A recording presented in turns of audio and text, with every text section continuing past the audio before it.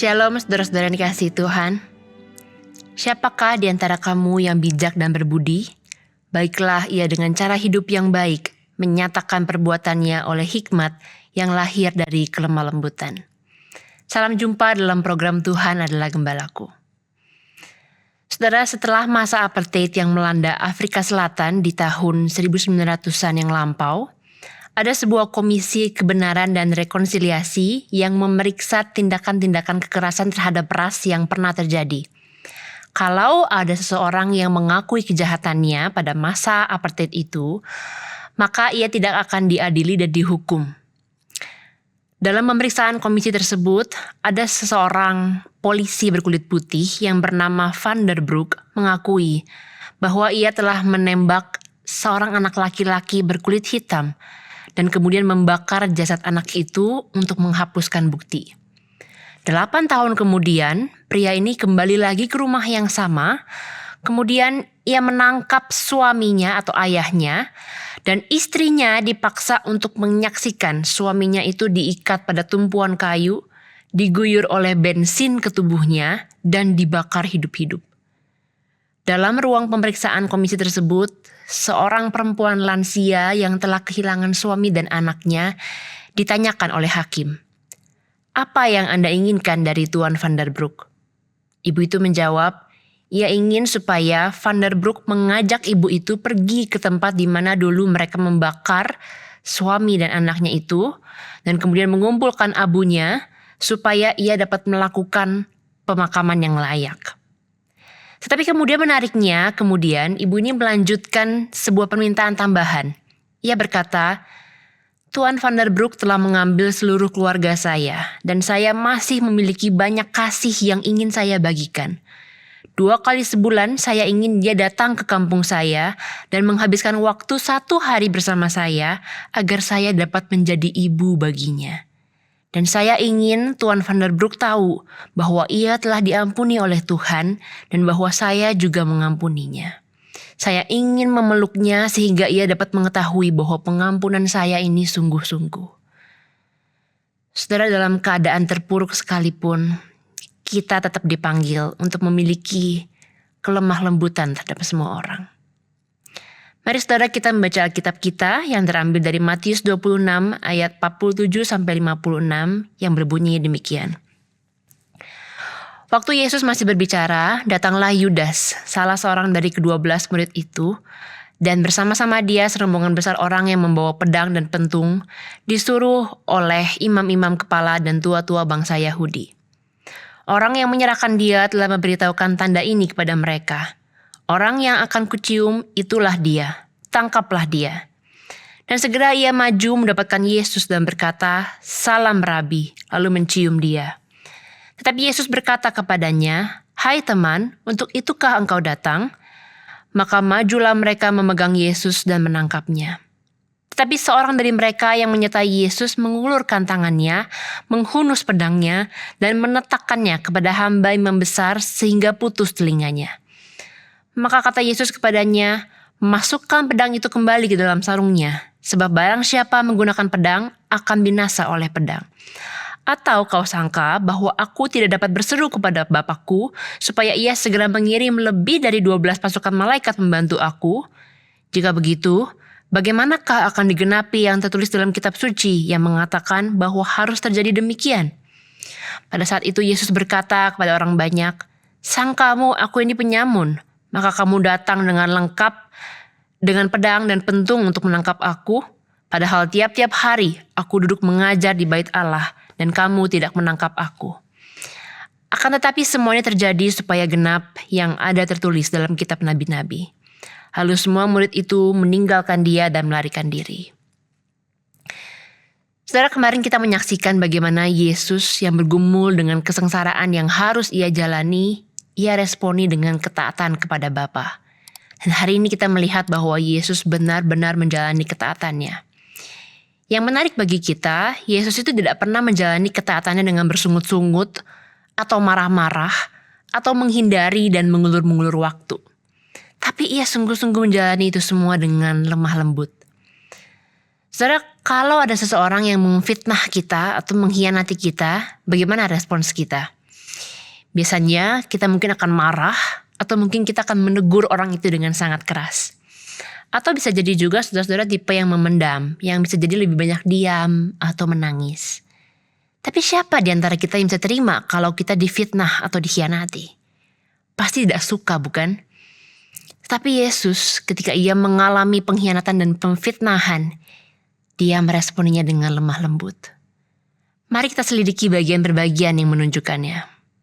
Yang pertama, Yesus yang sekalipun dalam keadaan sedang dipojokkan oleh banyak orang, tapi ia tidak pernah setuju dengan tindakan kekerasan. Saudara, rombongan orang-orang yang datang bersama dengan Yudas dikatakan dengan membawa pedang dan pentung. Membawa pedang dan pentung, tentu konotasinya bagi kita adalah seperti sedang menangkap seorang pencuri, bukan? Tidak mungkin ada orang yang ingin datang dengan niatan baik, tapi kemudian datang dengan membawa pedang dan pentung.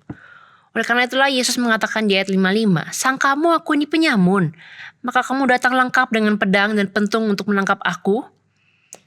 Juga kemudian kita menyaksikan ketika salah satu murid Yesus, yang dalam kitab Matius sebenarnya tidak dituliskan siapa namanya. Tetapi di dalam kitab Yohanes dikatakan bahwa ia adalah Petrus.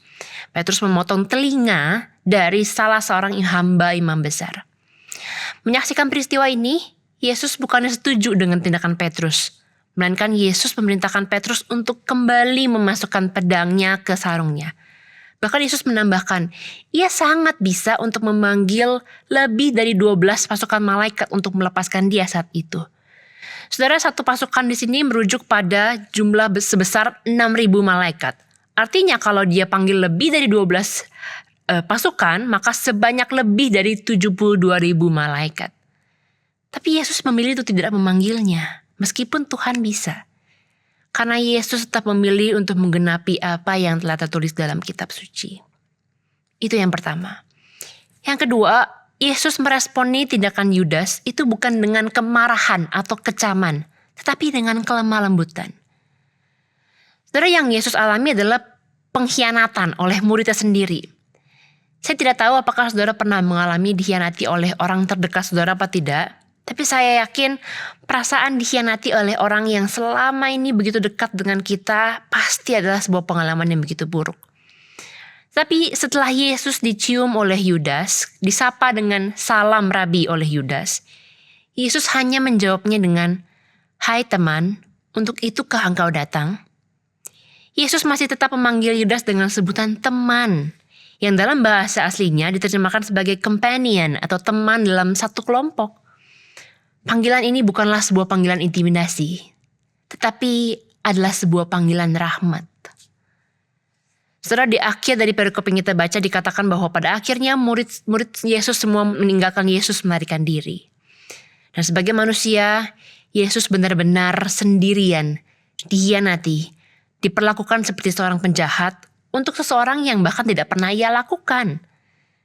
Dari semua yang Yesus alami itu, responsnya tetap lemah lembut, tetap sesuai dengan atributnya.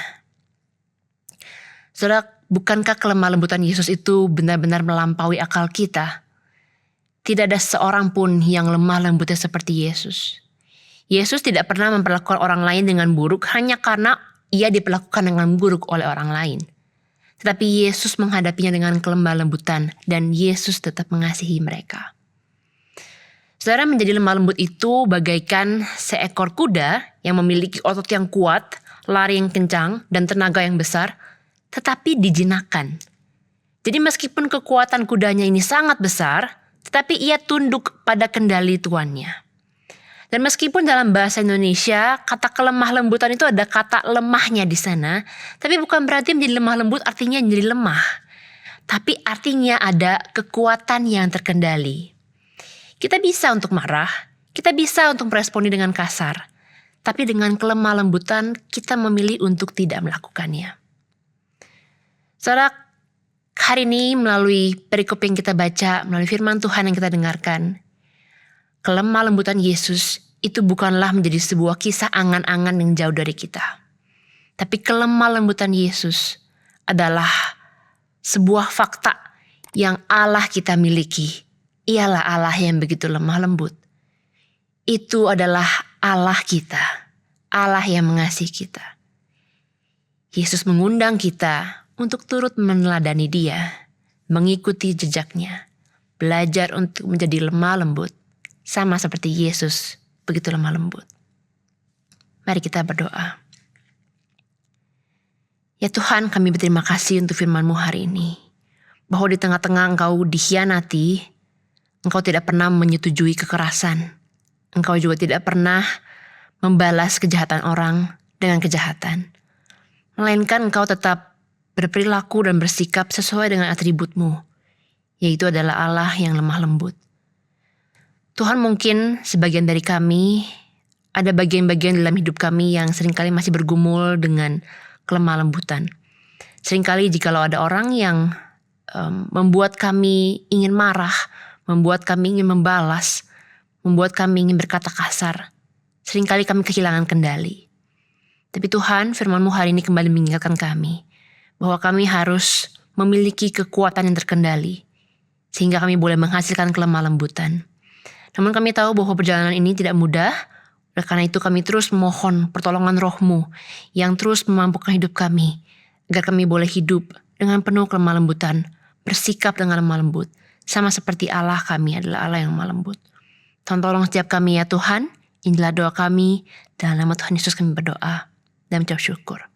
Amin.